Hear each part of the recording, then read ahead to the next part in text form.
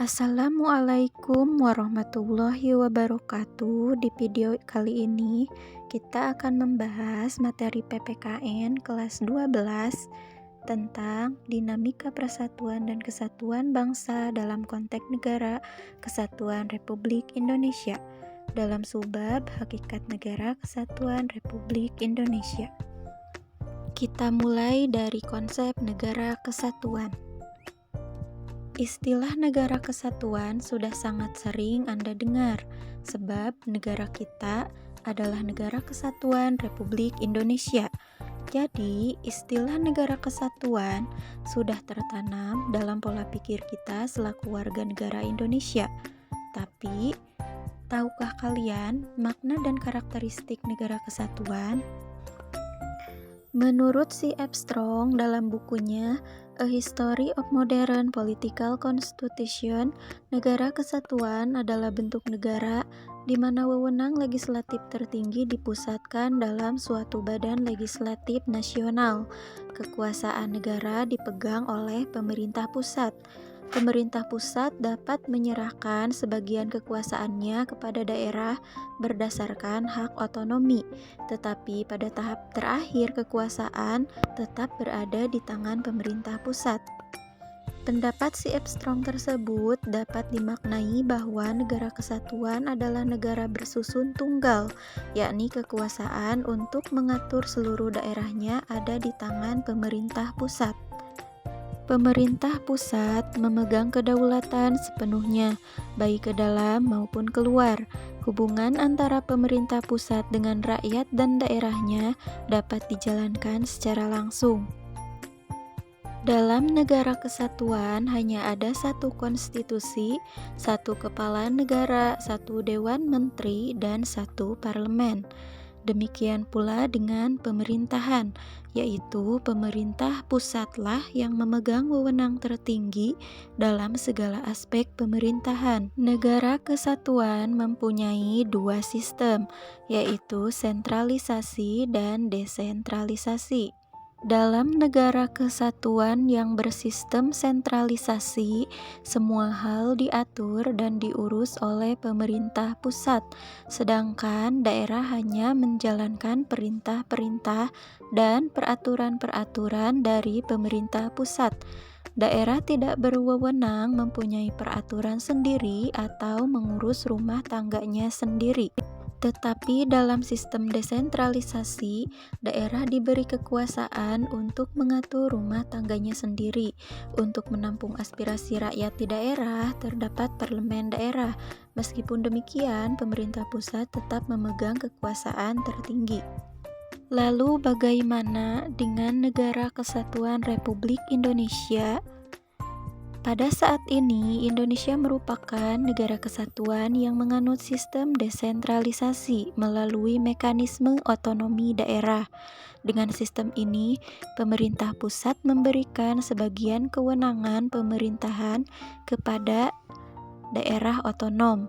Akan tetapi, ada kewenangan yang tidak diberikan kepada daerah otonom, yaitu kewenangan dalam bidang politik luar negeri, agama, justisi, pertahanan, keamanan, moneter, dan fiskal nasional. Kita beralih kepada karakteristik negara kesatuan Republik Indonesia. Indonesia sejak kelahirannya pada tanggal 17 Agustus 1945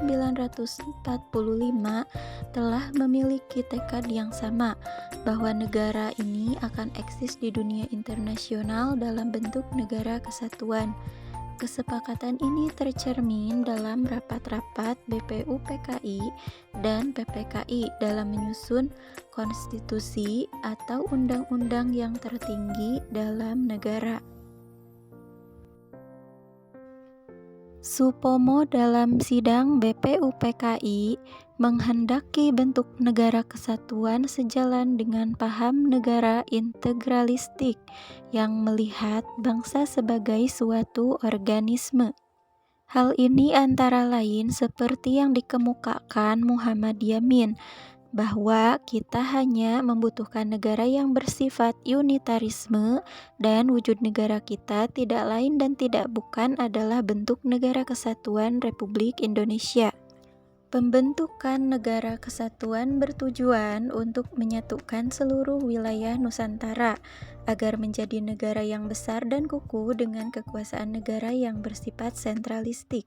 Tekad tersebut tertuang dalam alinea kedua pembukaan Undang-Undang Dasar Negara Republik Indonesia tahun 1945 yang berbunyi, dan perjuangan pergerakan kemerdekaan Indonesia telah sampailah pada saat yang berbahagia dengan selamat sentausa mengantarkan rakyat Indonesia ke depan pintu gerbang kemerdekaan negara Indonesia yang merdeka, bersatu, berdaulat, adil, dan makmur. Perubahan Undang-Undang Dasar Negara Republik Indonesia tahun 1945 mengukuhkan keberadaan Indonesia sebagai negara kesatuan dan menghilangkan keraguan terhadap pecahnya negara kesatuan Republik Indonesia. Pasal-pasal dalam Undang-Undang Negara Republik Indonesia tahun 1945 telah memperkukuh prinsip negara kesatuan Republik Indonesia dan tidak sedikit pun mengubah negara kesatuan Republik Indonesia menjadi negara federal. Pasal 1 ayat 1 Undang-Undang Dasar Negara Republik Indonesia tahun 1945 yang merupakan naskah asli mengandung prinsip bahwa negara Indonesia ialah negara kesatuan yang berbentuk republik. Pasal yang dirumuskan oleh Panitia Persiapan Kemerdekaan Indonesia tersebut merupakan tekad bangsa Indonesia yang menjadi Sumpah Anak Bangsa pada 1928 yang dikenal dengan Sumpah Pemuda, yaitu satu nusa, satu bangsa, satu bahasa persatuan, yaitu bahasa Indonesia. Wujud negara kesatuan Republik Indonesia semakin kukuh setelah dilakukan perubahan dalam Undang-Undang Negara Republik Indonesia tahun 1945 yang dimulai dari adanya ketetapan MPR. Adanya TAP MPR yang salah satunya adalah tidak mengubah pembukaan Undang-Undang Dasar dan tetap mempertahankan negara kesatuan Republik Indonesia sebagai bentuk final negara bagi bangsa Indonesia.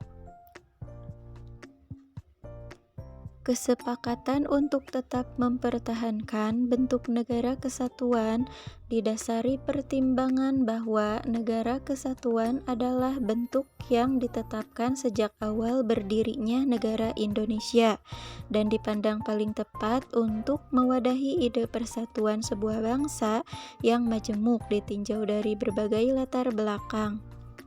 Undang-Undang Dasar Negara Republik Indonesia tahun 1945 secara nyata mengandung semangat agar Indonesia ini bersatu, baik yang tercantum dalam pembukaan maupun dalam pasal-pasal yang langsung menyebutkan tentang Negara Kesatuan Republik Indonesia dalam 5 pasal, yaitu Pasal 1 ayat 1, Pasal 18 ayat 1, Pasal 18B ayat 2, Pasal 25A, dan Pasal 37 ayat 5 Undang-Undang Dasar Negara Republik Indonesia tahun 1945, serta rumusan pasal-pasal yang mengukuhkan Negara Kesatuan Republik Indonesia.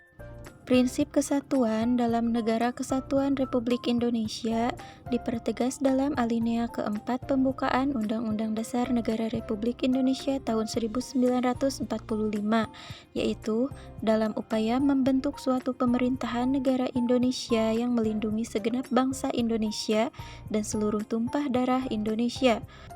Karakteristik Negara Kesatuan Indonesia juga dapat dipandang dari segi kewilayahan.